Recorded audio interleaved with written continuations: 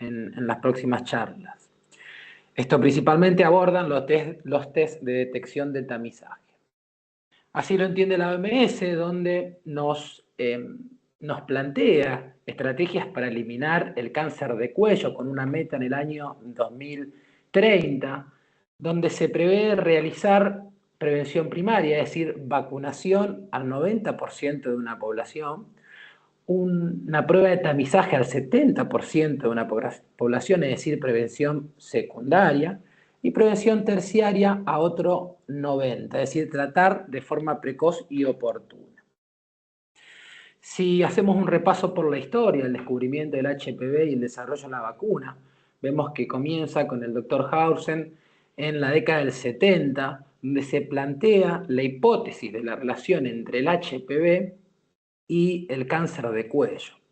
Esto le permitió al doctor ganar el Premio Nobel de Medicina en el 2008.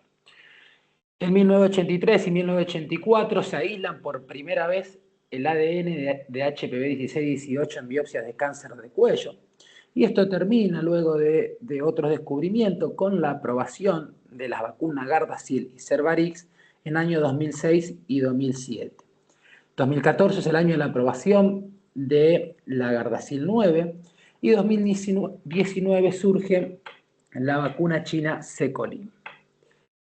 Entonces, ¿qué tenemos hoy por hoy en el mercado? Cervarix, que es la vacuna bivalente, Gardasil tetravalente, Gardasil nonavalente y la vacuna Secolin.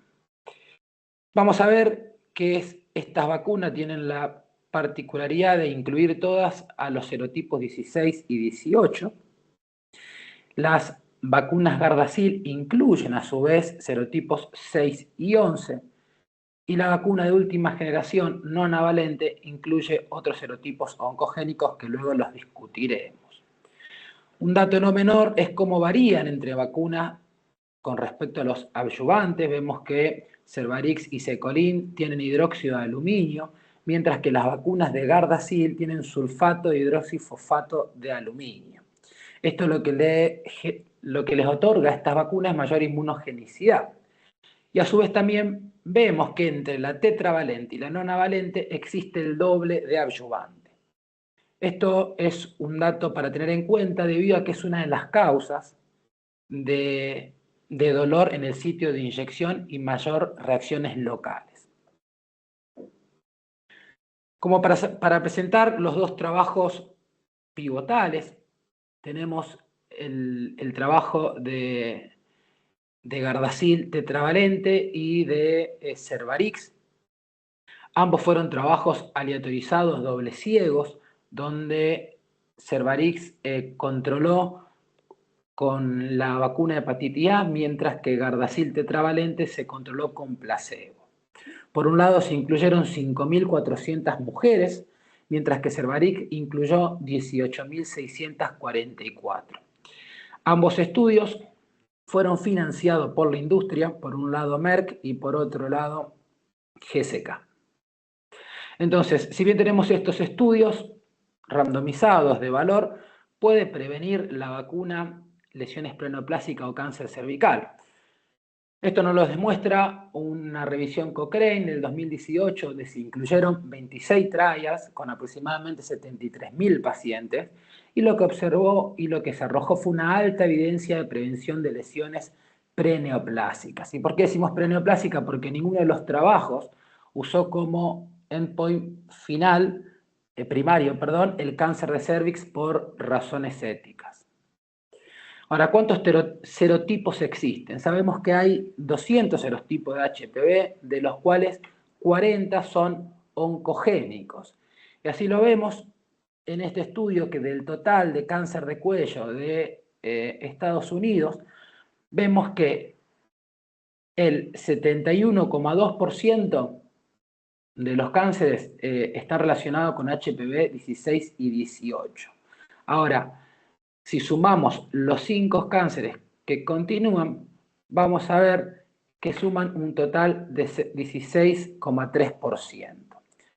Es decir, que así surge la vacuna nonavalente, que incluye los serotipos 6, 11, 16, 18, 31, 33, 45, 52 y 58, y que previene en hombres y mujeres el cáncer cervical, vulvar, vaginal, anal, orofaringio y otros de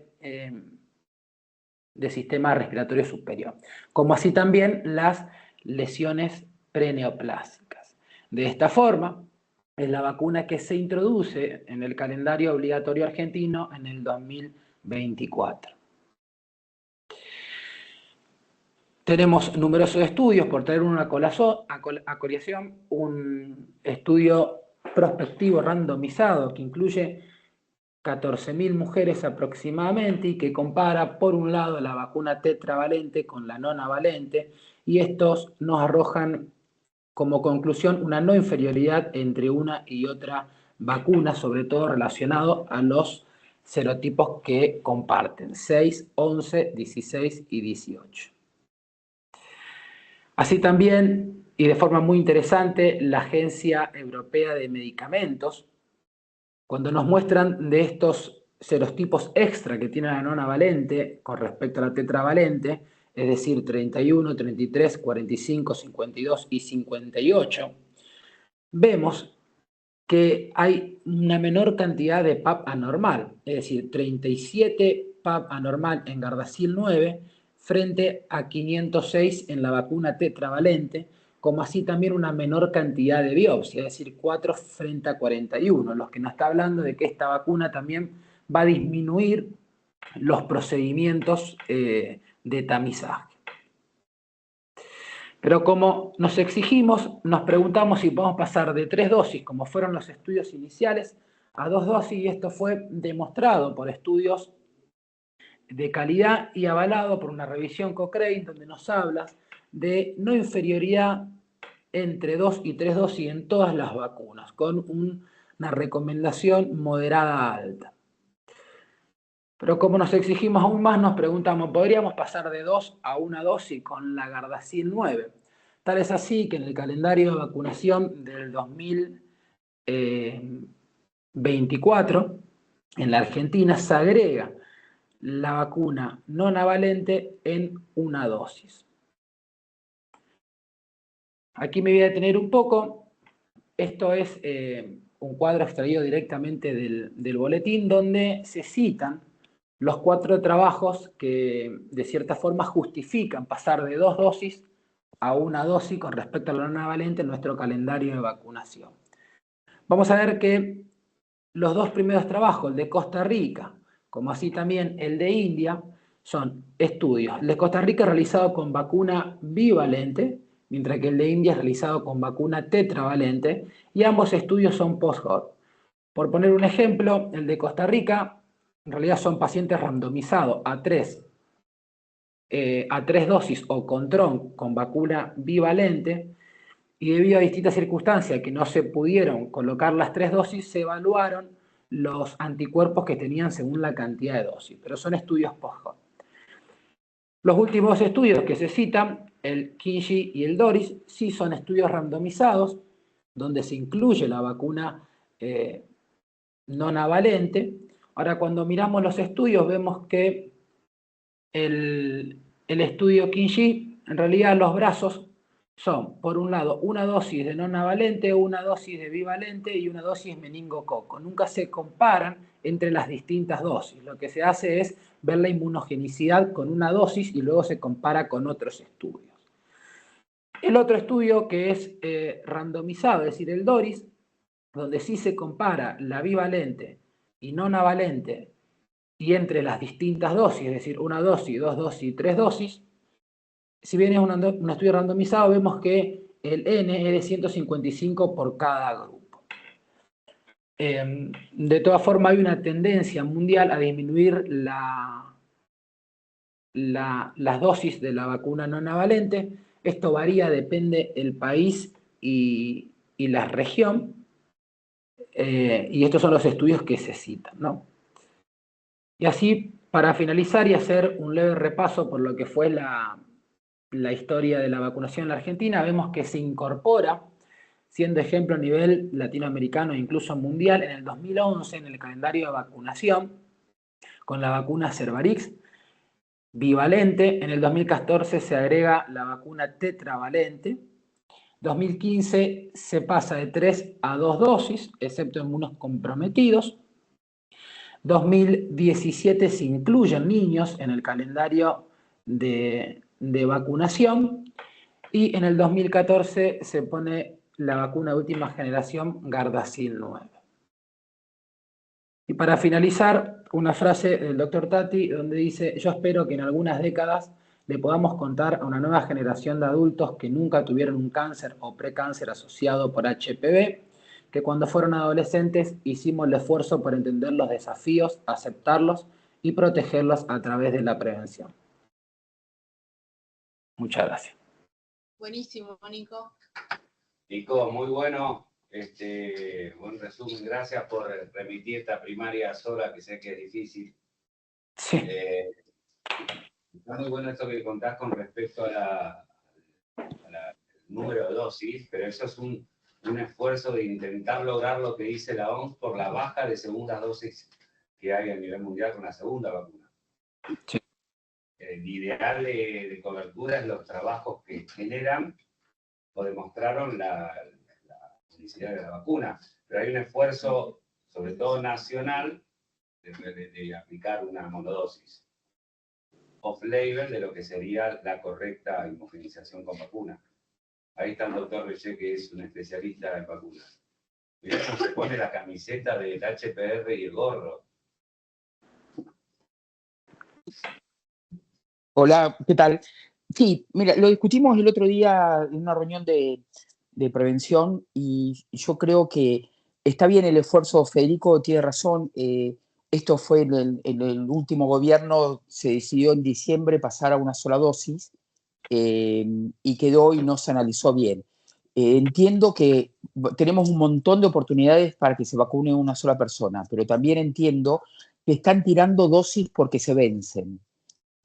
Lo hemos visto, lo charlamos en la reunión que hicimos acá en Rosario, cuando vimos a nivel público que quedan un montón de dosis tiradas, o sea, se pierden. Creo que volvemos a lo que se habló en la otra reunión: falta publicidad, falta información de los médicos, información a los pediatras, porque los pediatras tienen un problema: nunca olieron un cáncer de cuello. Piensen ustedes que cuando ustedes entran a una sala con un cáncer de cuello de una mujer de 35, 40 años, estadio 3, el olor lo saca de la habitación. No hay peor olor, aparte de olor a pata, ¿no? Por supuesto. ¿Ok? Entonces, los pediatras no tienen esa, y ellos que son los paladines de la prevención primaria, nunca olieron un cáncer de cuello. Habría que llevar a todos los que hacen pediatría a oler un cáncer de cuello. Porque ellos son los chicos, los que ven los chicos de 10, 11 años. Nosotros ya lo vemos, los ginecólogos generales adolescentes, ¿está? Y por lo tanto me parece que pasar de una dosis, los que pueden hacer 2 dosis, hay que insistirle que la hagan, y habría que reforzar con el ministerio que ese trabajo que está hablando Nico, de nada más de 155 pacientes, sobrando dosis, habría que tratar de hacer una segunda dosis. Totalmente de acuerdo. Y aparte, hacer entender que lo que dicen los trabajos no es monodosis. Exactamente. Eso es un esfuerzo leve que están haciendo los gobiernos, como bien dijiste, para llegar a ese 90% pseudo mentiroso. Pseudo mentiroso, exactamente. Lo discutimos con gente de la Agencia Provincial del Cáncer ahora en fin de año, y la realidad que no lo entienden, ¿no? No lo estudian. Y creo que piensen ustedes que la Sociedad de Oncología Ginecológica fue la primera que hizo, cuando salieron las vacunas, las primeras que fomentaron el inicio de la vacuna a través de la sociedad nuestra. Pediatría tardó casi un año más desde que salieron las vacunas para fomentar eso. Por lo tanto, creo que es importante estas charlas, ¿no? Y segundo, dejar en claro que la de una dosis podría tener cierto efecto en chicos y nenas muy jóvenes, 11 años, antes que, sobre todo las mujeres, antes de que menstruen, porque al menstruar, ya la cuestión madurativa de los anticuerpos, de la propia capacidad inmunológica de la paciente, no es tan bueno. Entonces, todas las mujeres que ya menstruaron, adolescentes que ya menstruaron, habría que hacer 2 o 3 dosis. ¿Tá? Eso ténganlo en cuenta también para el consultorio privado de cada uno, ¿no? O tenerlo presente. Tommy, ¿querés decir algo? Sí, quería felicitarlo a Nicolás, estuvo muy prolijo cómo presentaste los trabajos de las vacunas. Yo quería hacerle el comentario, prendiendo un poco lo que dice el doctor Reyé, la vacunación los trabajos sobre vacunación tienen no engaño, pero tienen un tema con los endpoints que usan para evaluar su eficacia. Los pediatras criticaban al principio la vacunación porque los endpoints de nuestros trabajos, los trabajos de vacunas, eran bioquímicos. Eran acción de anticuerpos, persistencia de BPH. Ese endpoint no es clínicamente relevante y eso tenía un punto. Después empezaron a salir trabajos con disminución de HSIL, o sea, son histológicos. Y finalmente salió hace unos años el trabajo sueco, es el de disminución de mortalidad por cáncer de cuello, que ese es el endpoint más fuerte. Digo eso para evangelizar a cualquiera que les diga esto, porque muchos trabajos muy fuertes de vacunas, es verdad que los endpoints no eran de clínicamente relevantes, porque vos podés encontrar una mina que no tiene anticuerpos para HPV, y eso no es un endpoint, porque cuando se infecta, suben rápidamente sus anticuerpos, ¿se entiende? Entonces la medición de anticuerpos no es un buen endpoint para valorar inmunogenicidad, que fue todo mucho trabajo. Pero sí ya salió, obviamente, que son súper eficaces los trabajos de disminución de mortalidad y de lesión. Nada, ese comentario. Buenísimo, muy buen comentario, Tommy. ¿Sí? ¿Alguien? Doctor Reyé. Hola, sí, Ahí está. sí, ahí está. Les aviso que esto, por supuesto, de récord, sale una vacuna de 14 virus dentro de un tiempito. El aprendizaje de las vacunas también lo hicimos con el COVID, ¿está? Que vamos agregando más cepas, más vacunación, más revacunación. Acá tengan en cuenta también lo otro, ya que estamos hablando de vacuna, de vacunar a los pacientes que ya han tenido HPV, como y lo que dijo Tomás es real. El único trabajo que se hizo de prevacunas de la evolución natural fue el de Sack de Nueva Zelanda, que terminó preso cuando él empezó a tratar los pacientes, lo que se llamaba sin 1, sin 2, sin 3, y los operaba con microinvasor. El problema es que cuando ya tuvo algunos microinvasor, tuvieron metástasis ganglionares y se murieron, terminó preso Sachs, el profesor Sachs de Nueva Zelanda en el año 85. ¿Tá? Entonces, nosotros el endpoint puede ser lesiones verrugas. Australia en el 2025 no va a tener, ya no tiene casi cáncer de cuello en pacientes que empezaron a vacunar a los 11 años hasta los 18 obligatorio. Bien. ¿Cómo andan? Buen día. Hago una pregunta rápida porque tengo una niña acá que está llorando y no puedo hablar. ¿Se escucha bien? Hola, hola. Sí, se escucha, Diego. Perdón. Estaría bueno que comenten cuál es el esquema de vacunación o si tienen esquema de vacunación en pacientes que hacen tratamiento conservador de la fertilidad con cáncer de cuello o en aquellas pacientes que la han irradiado y son jóvenes todavía, si las vacunan después del tratamiento.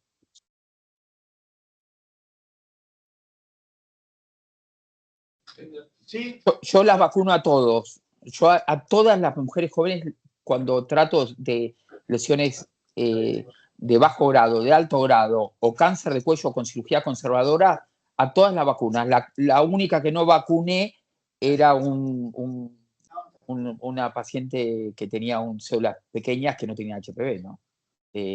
Porque no tenía mucho sentido. Pero todas las demás sí las vacuno, Diego.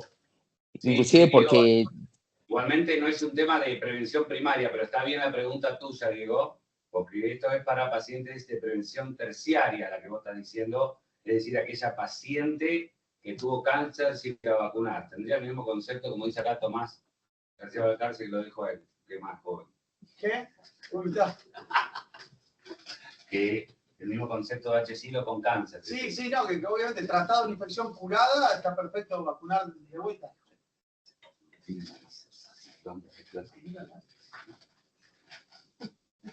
Bueno, alguien